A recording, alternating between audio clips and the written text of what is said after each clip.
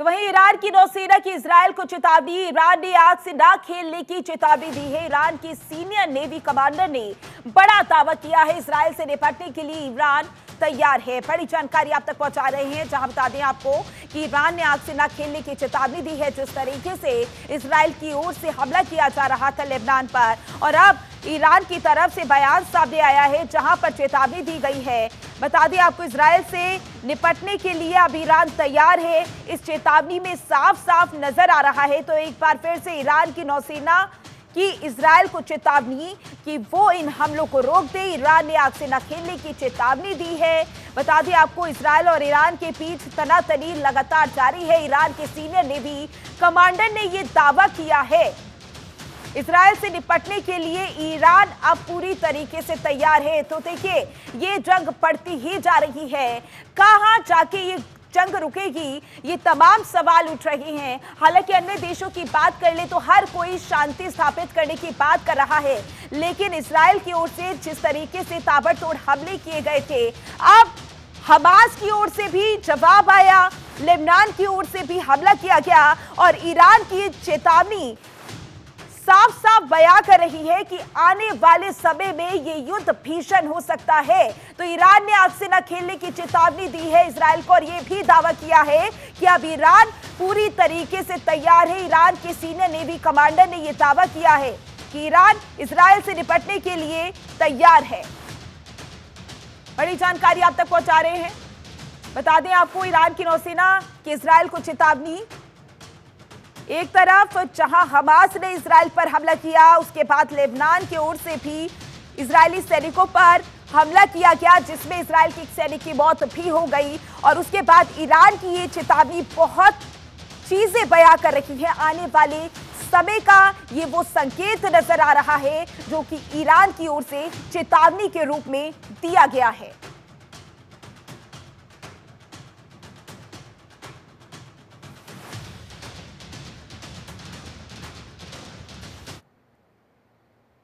तो इसी पर करेंगे चर्चा। मेहमान हमारे साथ जुड़ गए हैं, डॉक्टर मोहम्मद अमीन हमारे साथ जुड़े हैं, जो कि पूर्व राजनयिक है। बहुत स्वागत है सर आपका। मेरा सवाल देखिए, इजरायल और लेबनान की जंग तो चल ही रही थी, लेकिन हमास की ओर से भी इजरायल पर हमला किया गया, अब लेबनान की ओर से भी इजरायल पर हमला किया गया, और ईरान की ये चेतावनी, आपको युद्ध की स्थिति किस तरीके से नजर आ रही है? देखिए, मैंने इस बात को पहले ही कहा था कि जो इजराइल है उसको 4-5 फ्रंट पे लड़ाई नहीं लड़नी चाहिए थी। एक लड़ाई चल रही थी उसकी, हमास से वो लड़ता रहता, लेकिन उसने कोशिश की कि मैं लेबनान में घुस जाऊं। उनको पता है इस बात का कि वहाँ पे हिजबुल्लाह ग्रुप एक्टिव है। उसके बाद इन्होंने सीरिया में घुसने की कोशिश की, यमन में घुसने की, जहाँ पे हूथी एक्टिव है। जो हूथी तो उनके रेड सी में भी घुसे हुए हैं, उनके ऊपर आक्रमण भी बराबर कर रहे हैं। तो इस तरह से नहीं एकदम से चारों तरफ अपना खोलना चाहिए मोर्चा। अब वो बचाव की स्थिति में आ गया इजराइल। इजराइल ने शुरू में दिखाया एक्टिवनेस और घुसने की कोशिश की लेबनान में, और ये भूल गया इस बात को कि एयर स्ट्राइक से तो घुस रहा है और नीचे कोशिश कर रहा है। लेकिन मैंने पहले भी कहा था इस बात को कि इजराइल के अंदर जो भी है, हमास ने अंदर अपने एरिया में वो माइंस बिछा रखी हैं, और उनकी टनल से अंदर वहां पर जीतना बड़ा मुश्किल है। और ये जो लड़ाई है, जमीनी लड़ाई में जिनको हार का मुंह देखना पड़ेगा।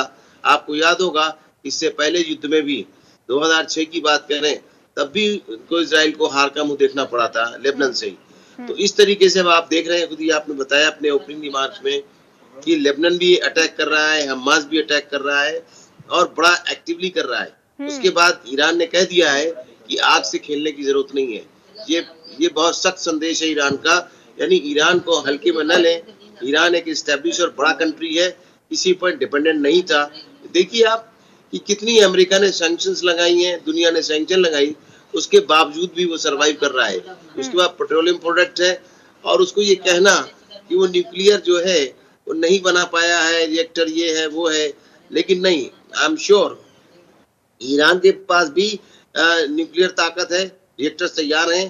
तभी उन्होंने अपनी जो अभी से पहले जो अटैक किया था उसमें उन्होंने अपनी जो उनकी मिसाइल्स हैं, और उन मिसाइल्स की बड़ी एक्टिव थी और महंगी जरूर है, शाहबाज, गदर और फतेह, इसको उन्होंने लॉन्च किया और इनको पता भी नहीं चला कहते तो हैं कि ये 200 उन्होंने किया है, 200-250, लेकिन उन्होंने सबको उनकी डोम ने मार दिया। लेकिन कहाँ गई डोम? डोम अब इफेक्टिव नहीं है, ऐसी रिपोर्ट्स आई हैं। हाँ, उन्होंने कुछ तो अटैक किया है। अमेरिका का जो शिप खड़ा है, उस शिप ने भी जो है उनके ऊपर अटैक किया है और उनकी कुछ मार गिरा है। लेकिन ये बड़ा कॉस्टली अफेयर्स है। जितनी महंगी इनकी मिसाइल्स हैं, उससे ज्यादा उनको मार गिराने के लिए, मिसाइल्स के लिए उसमें कॉस्ट लगती है। तो ऐसा नहीं है, उन्होंने इस तरह से दिवाली की तरह बरफाया उन्होंने अपनी मिसाइल्स को। अब ये देखना होगा, जो अपने मंसूबे तैयार कर रहा था इजराइल कि हम ईरान पे हमला करेंगे, जैसा नेतन्याहू ने भी बोला इस बात को जनरल असेंबली में, इसका जवाब हम देंगे। ठीक है, जवाब दीजिए, लेकिन आप 5 तरफ आप वो खोल के नहीं कर सकते फ्रंट। आपको एक फ्रंट से लड़ाई लड़नी है, दूसरे पर सपोर्ट रखना है। अब तो इनको हर तरफ से अटैक हो रहा है और इनके सीधे शहरों पे बसा रहे हैं वो। इससे पहले भी शुरुआत भी यही की थी 1 साल पहले। आज उन्होंने साल का दिन पूरा होने के बाद आज ही 7 अक्टूबर को उन्होंने फिर रिपीट कर दिया और ये हमले जारी कर दिए। इससे उनकी कोई जीत नहीं है। अब वो डिफेंसिव मोड में आ गए, क्योंकि उन्होंने बहुत गलत किया है, कुछ ज्यादा मारे हैं लोगों को। ठीक है, हमास ने किया था, उसका बदला आपने ले लिया, लेकिन अब दूसरे देश में भी घुसते चले जा रहे हैं। लेबनान में क्या है, कहाँ तक का सवाल है, जस्टिफाइड नहीं है। लेकिन सर, क्या इस युद्ध के रुकने के थोड़े भी आसार नजर आ रहे हैं? इजराइल कर रहा है, तो इस मामले में आप देखिए युद्ध रुकने के आसार नहीं है। 1 साल हो चुका है और ये उसको किसी भी कंट्री को हल्का न ले। क्यों? क्योंकि ये पहले से ही ग्रुप तीनों तैयार थे और इनको पहले से ही हथियार ईरान देता आ रहा था, फाइनेंशियली सपोर्ट करता आ रहा था, इनके लड़ाके तैयार हो रहे थे।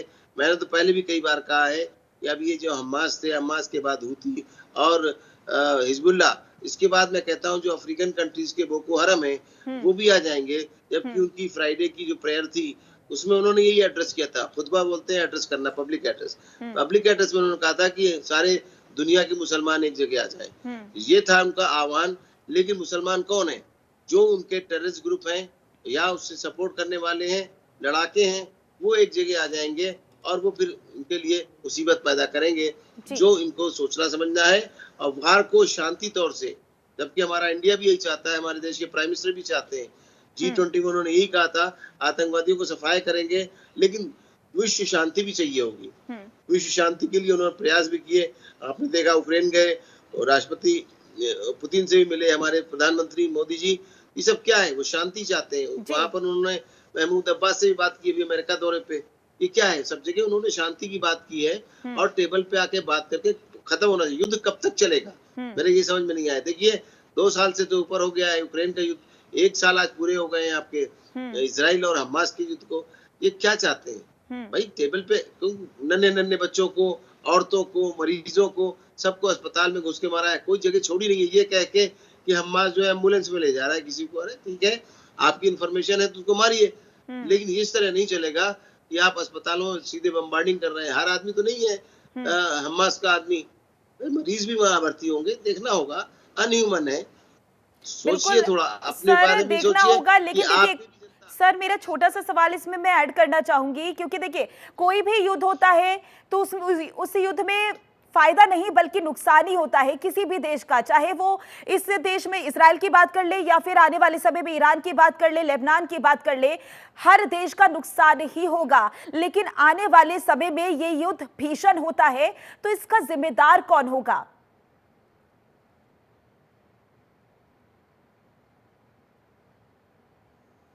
जब उन्होंने बम्बार्डिंग की, सिविलियन 5-6 मारे गए, तो उनको कहा गया इंटरनेशनल कोर्ट ऑफ जस्टिस में लाया जाए और उन पे मुकदमा चलाया जाए, उनको अरेस्ट किया जाए। आज क्या है? आज इजराइल ने इतने मार दिए हैं, आपको गिनती पता नहीं है। जो गिनतियां हैं उनमें तो ये कहा गया कि 40 से 50 हजार लोग मारे गए हैं। इनके तो उन्होंने सिर्फ 160 मारे थे और 200 के आसपास बंधक बनाए थे, जिनको छोड़ा भी बीच में।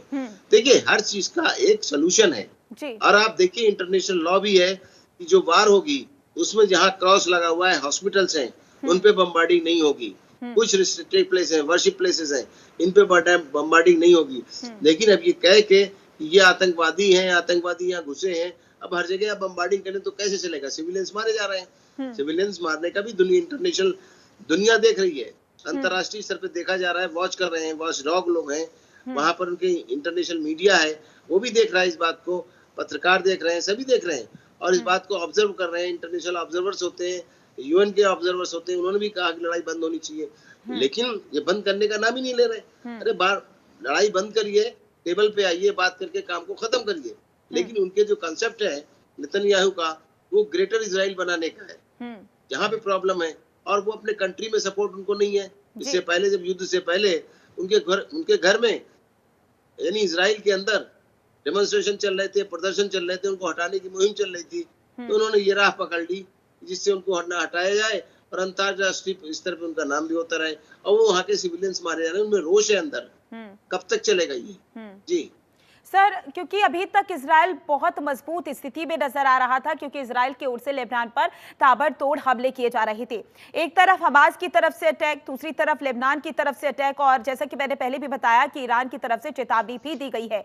अगर ये तीनों एक साथ अटैक करते हैं तो इजराइल की स्थिति कमजोर पड़ेगी, या अमेरिका के साथ रहने से इजराइल उसी तरीके से मजबूत स्थिति में खड़ा रहेगा? देखिए, अमेरिका के सामने भी इलेक्शन चल रहे हैं जी, वो इलेक्शन मोड में है अभी जी, उसको भी अपनी स्थिति देखनी है। उसको भी बड़ी नुकसान हुआ है, फाइनेंशियली नुकसान हुआ है। आपको मैंने बताया ना कि एक अगर मिसाइल को गिराते हैं रास्ते में, उसके लिए भी उनको बहुत बड़ा पैसे लगा के जो अपना रॉकेट भेज रहे हैं तोड़ने के लिए, उसकी मिसाइल को नष्ट करने के लिए, उस पर भी काफी भारी कॉस्ट आ रही है। तो कब तक ये सहेगा अमेरिका अपने देश के कंट्री का पैसा? उसमें उन्होंने क्या किया है, इजराइल ने जब अटैक किया है लेबनान में, तो उनका एक अमेरिकन भी मारा गया है। उनके एक एक सिपाही की, अमेरिकन के या उनके एक आदमी की, उनके सिविलियंस की भी बहुत वैल्यू है। कहीं हो ना हो, अमेरिकन अपने सिविलियंस की और अपने मिलिट्री वालों की पूरी वैल्यू करते हैं। इसीलिए वो अफगानिस्तान से निकल लिए थे बाद में। वहां पर उनके जो लड़ाके थे फौजी, वो मारे जा रहे थे, इसलिए उन्होंने विड्रॉ कर ली थी अपनी फोर्सेस। तो वो कभी इस तरह की लड़ाई नहीं लड़ता है, वो एयर स्ट्राइक वाली लड़ाई लड़ता है अमेरिका। तो अमेरिका कब तक इन पे बम बरसाता रहेगा और किस लिए बरसाता रहेगा? एक समय होता है हर आदमी का साथ देने का। आज यूक्रेन में पीछे हट गया, वो यूक्रेन को कितना किया उसने, नाटो कर रहा है, सब कुछ कर रहा है, उन्होंने शुरू में स्टार्टिंग में सपोर्ट भी किया, लेकिन अब कहाँ है? कहीं नहीं है। जी सर, आने वाले समय में भारत की भूमिका आप किस तरीके से देखते हैं इस युद्ध में? देखिए, आपने भारत की भूमिका के बारे में पूछा, मैंने पहले ही आपसे कहा कि हमारे देश के प्राइम मिनिस्टर नरेंद्र मोदी जी की अपनी पॉलिसी है। वो पहले हमारे इंडिया में लोग वेस्ट की तरफ देखते थे, कभी देखते थे अमेरिका की तरफ, कभी रशिया की तरफ। हमारे देश के प्राइम मिनिस्टर का एक बिल्कुल इंडिपेंडेंट हिसाब किताब है, वो स्वतंत्र है। देखिए, सैंक्शन लगाई अमेरिका ने ईरान के ऊपर और रशिया के ऊपर, लेकिन दोनों से हमने पेट्रोल लिया है। ये किसकी पॉलिसी है? हमारे मोदी जी की पॉलिसी है। मोदी जी विश्व शांति चाहते हैं, विश्व के लीडर हैं वो, उनको हर आदमी की एक्सेसिबिलिटी है। आप देखिए, पुतिन ने भी कहा उनको बिचौलिया बन जाए, और यूक्रेन के राष्ट्रपति ने भी कहा, जेलेंस्की ने, कि वो बिचौलिया बन जाए। ये सब क्या है? ये सब दर्शाता है कि हमारा देश जो है शांति प्रिय है और लीडर है, एक्चुअल में वो शांति चाहता है। इसलिए उनको बुलाया गया, और हमने कहा कि जब वो अमेरिका दौरे में थे तो उन्होंने महमूद अब्बास, जो कि फिलिस्तीन के प्रेसिडेंट है, उनसे ही बात की, और वहां पर लोगों से बात की उन्होंने, और शोक संदेश जताया उनके लोगों के मरने का। और ये बहुत बड़ी बात है कि हमारा भारत आज बिचौलिए की स्थिति में है। क्यों? ये सारी मजबूती हमारे देश के प्राइम मिनिस्टर ने दी है। प्राइम मिनिस्टर के विचार हैं, और प्राइम मिनिस्टर ने एक अच्छा फॉरेन मिनिस्टर, जिसको कहना चाहिए जयशंकर साहब को, कैरियर डिप्लोमेट है, सारा जीवन उनका फॉरेन सर्विस में बीता और उनको विदेश मंत्री बनाया है। उनकी भी मजबूत पॉलिसी है जो प्राइम मिनिस्टर को पूरा सपोर्ट करती है। प्राइम मिनिस्टर उस पर काम एक्टिव कर रहे हैं और काम लेते हैं, जिसकी वजह से पूरी दुनिया में उनकी सक्सेस है, धाक बनी हुई है हमारे देश के प्राइम मिनिस्टर की। मोदी जी को लोग जानते हैं इस बात के लिए, जो कहते हैं वो करते हैं।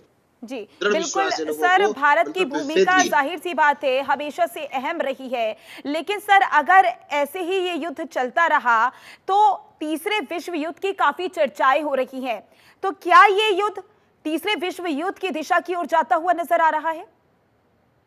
आपको पहले ही बताया था, हम अपनी डिबेट्स उठा के देख लीजिएगा कि अगर यही हाल रहा इसराइल का और अमेरिका अगर रवैया नहीं बदला तो आप देखिएगा उसको हल्के में न ले ईरान को।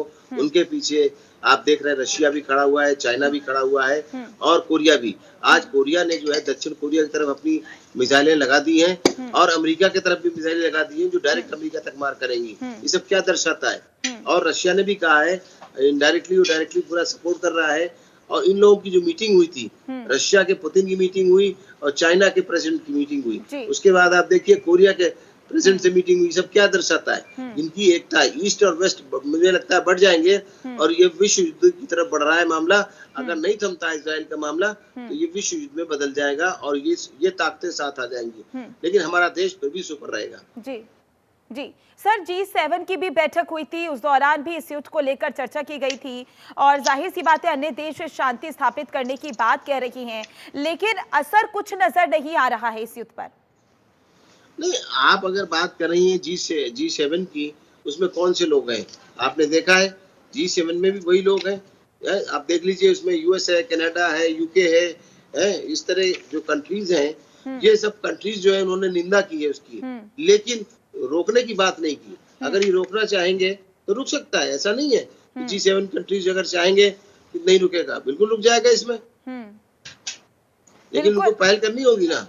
बिल्कुल सर, तभी तो दूसरे से आप आशा कर सकते हैं। बिल्कुल सर, क्योंकि हम स्थितियां भी देख रहे हैं, अब इजराइल का भी नुकसान होता हुआ नजर आ रहा है, लेकिन जब ईरान की ओर से इजराइल पर हमला किया गया था, उस दौरान इजराइल ने यह दावा किया था कि हमने 90% जो बैलिस्टिक मिसाइल थी उन्हें हवा में ही खत्म कर दिया था। तो इस इजराइल के इस दावे को आप कितना सच समझते हैं? क्या वाकई इतनी क्षमता है इजराइल पर कि अब वो जो बैलिस्टिक मिसाइल ईरान की ओर से दागी गई थी वो 90% खत्म कर दी गई थी और आने वाले समय में भी जो इजराइल है इस युद्ध से निपटने के लिए कितना सक्षम है?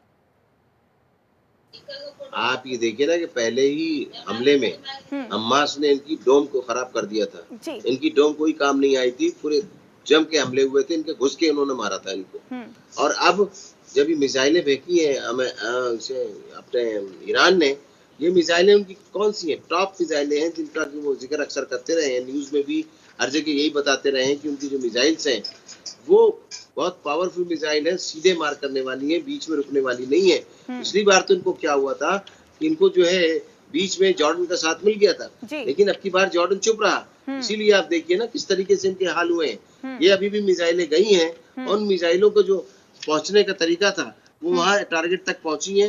ये तो एक वार की पॉलिसी होती है कि हमें डिस्क्लोज नहीं करना है कि हमारा कितना नुकसान हुआ है, क्या हुआ है, लेकिन जो उनकी मिसाइलें हैं वो कोई आज से नहीं, मार्केट में बहुत पहले से खबर थी। इनकी जो मिसाइलें हैं इजराइल की और ये ईरान की, ये बहुत ताकतवर है जो, और इसका वो हमेशा अपनी न्यूज में जिक्र करते रहे हैं, पब्लिसिटी में जिक्र किया है। जैसे शहाब है, गदर है, फतेह, ये सारी मिसाइलें बहुत ही टारगेटेड थी और मैं समझता हूँ कि अगर उन्होंने मारा भी होगा तो मुझसे 20-25%, लेकिन 90% उनका कहना है ईरान का कि उन्होंने टारगेट पे लगाया और बहुत अच्छा उनका था। जैसे मोसाद के अड्डे पे लगाया उन्होंने, उनके हवाई अड्डों पे लगाया जिसमें F-15 उनके डैमेज हुए हैं, जो बहुत बड़ी कॉस्ट होती है कि प्लेन की। तो इस तरीके से उन्होंने अच्छा डैमेज किया है और ये वार की एक पॉलिसी होती है कि हमें डिस्क्लोज नहीं करना कि हमने कितनी मार खाई है, कितना हमारा नुकसान हुआ है। होने के बावजूद भी बाहर निकल कर यही कहा जाता है कि हमारा कोई नुकसान नहीं कर पाया कोई। जी बिल्कुल, इजराइल की ओर से क्योंकि बार बार यही कहा गया है कि कोई भी नुकसान नहीं हुआ है। हालांकि ईरान की ओर से दावा किया गया था कि जो नुकसान है वो इजराइल को बहुत हुआ है और ईरान ने यह भी सरबयान दिया था कि हम शांति चाहते हैं, ये जो हमला किया है वो आत्मरक्षा के लिए किया गया है। हालांकि वो युद्ध नहीं चाहते हैं, लेकिन इसके बावजूद भी इजराइल नहीं रुका। लेकिन सर, हिजबुल्लाह की सुरंगों का जिक्र हमेशा होता हुआ आया है, आपने भी सुरंग का जिक्र किया था। ऐसे में उस सुरंग का फायदा इस युद्ध में किस तरीके से हिजबुल्लाह उठा सकता है, हमास उठा सकता है और ईरान उठा सकता है, जिससे ईरान को माफ कीजिएगा, जिससे इजराइल को आने वाले समय में काफी क्षति पहुंचेगी?